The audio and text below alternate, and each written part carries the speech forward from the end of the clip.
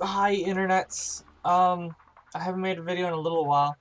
See, my goal has been originally was when I watched a show or played a game or whatever, I would make a video. Now, they say reviews, but they're more just opinions on things and me just blabbing on about stuff, but it could be honestly worse. Yeah.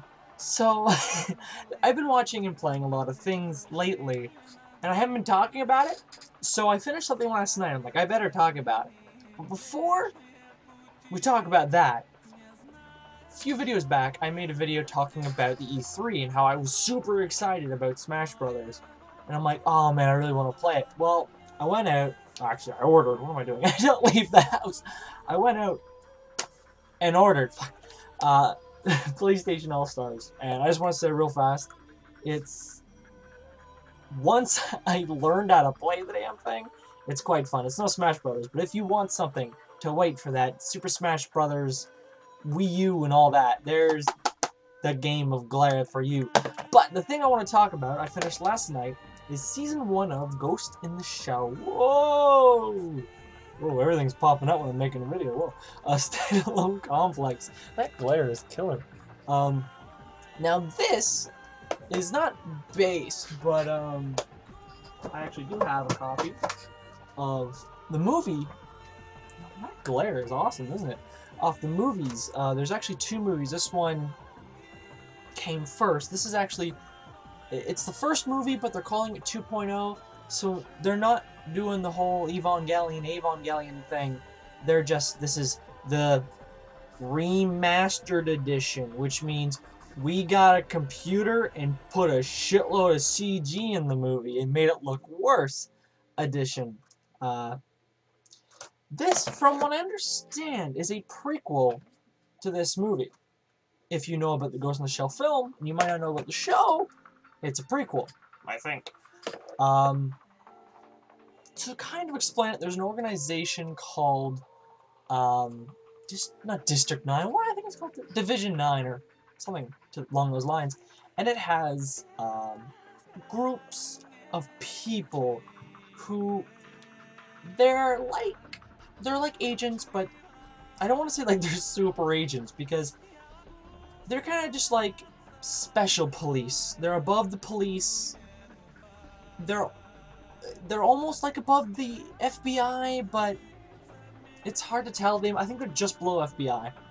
And the thing that makes Ghost in the Shell, their world, interesting is basically they live in a world where it's 2030, so it's years from now, and people can go into cyborg bodies or have limbs, like say you lose an arm. And technology now we've been working on, so we can get arms that when we do this, we can do that with the fake arm.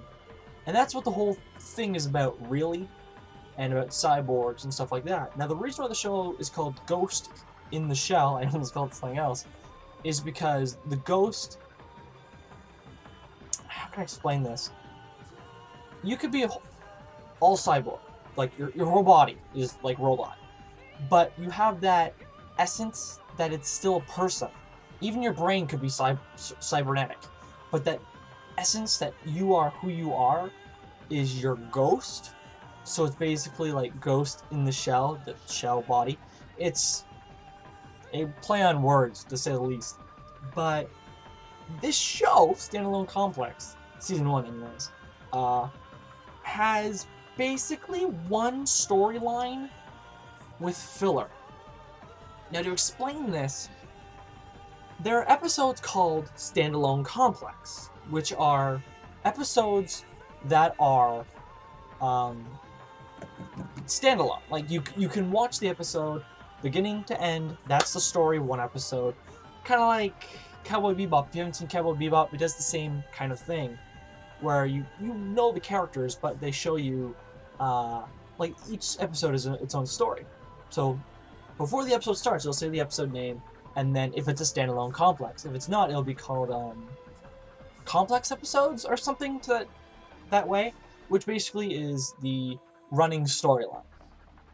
And the running storyline in Season 1 is about a super hacker, because everything is now digital and cybernetic and like robots and cyborgs.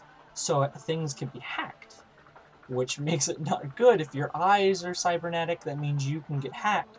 Your eyes can be hacked, and you can see things or not see things that's happening around you.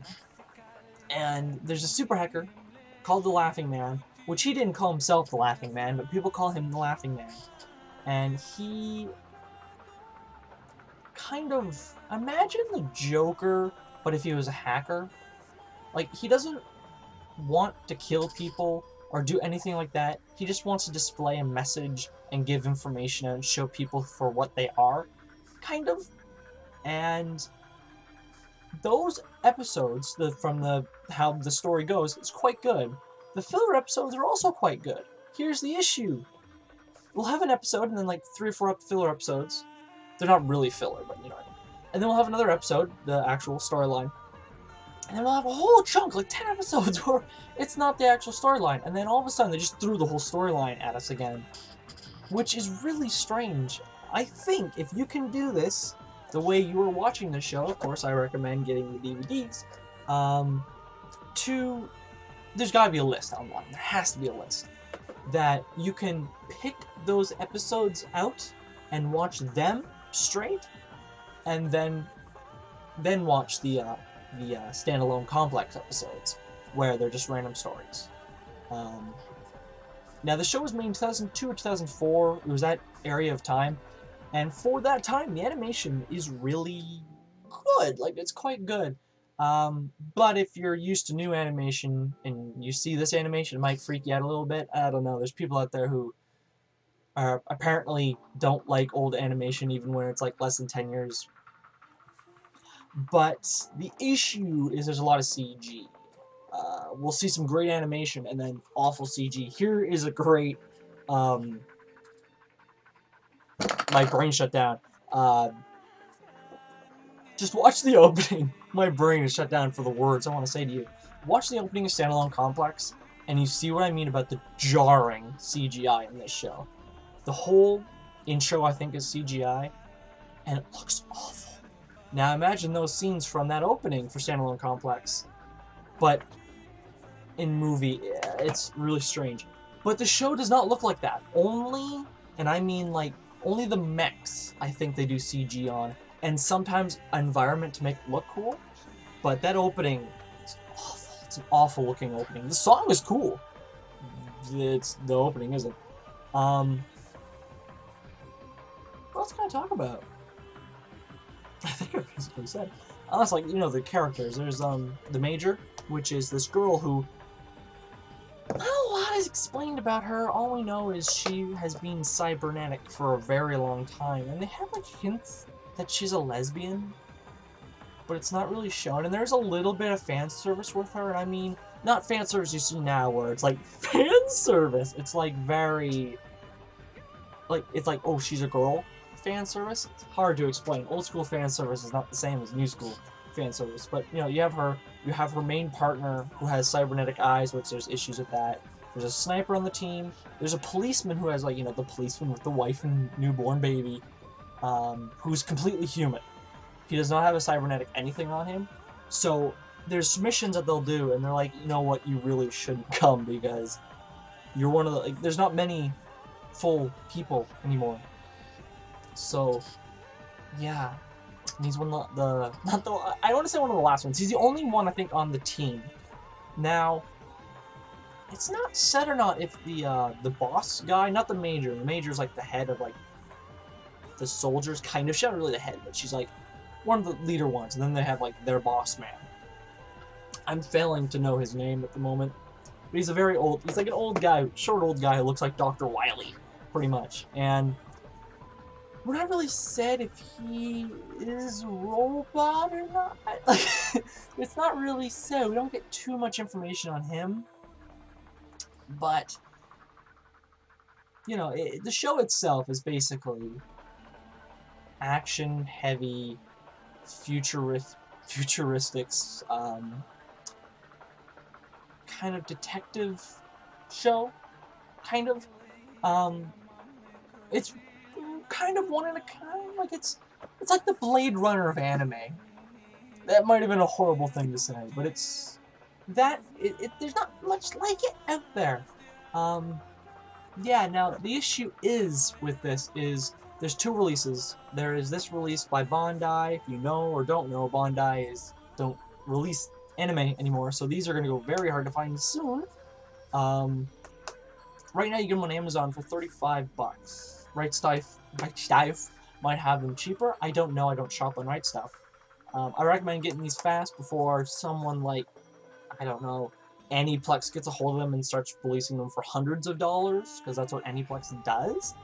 So I recommend it. Just remember, if you can watch it another way that is legal, figure out the listing on how you can watch the standalone complex versus the complex episodes. And you should have a good time. Dub, sub, dub, good, sub, didn't watch it, wouldn't know. And yeah, I liked it. I liked the first season. I gotta get season 2. And here's one last thing before I actually stop the video. No, comment, rate, subscribe, but yeah. The company, Studio Animation, who did this, did the show, is doing the show, should I say, Attack on Titan, which of course you all know, and everyone's like, Attack on Titan! Which I want to say one thing real fast before I keep saying that, to shut this video down.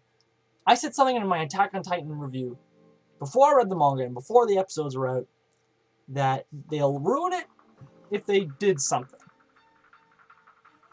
And they goddamn did it. But we'll see what happens. I haven't read Volume 5. I own Volume 5. Yeah. And my collection episodes will be happening in probably about 10 days, not even, so subscribe for that. I ordered the Ouya. If you don't know what that is, do some searching. It's a new game console. We'll be doing an unboxing of that, so make sure you subscribe and all that lovely stuff. And I gotta stop talking because my throat is going. And sponsor.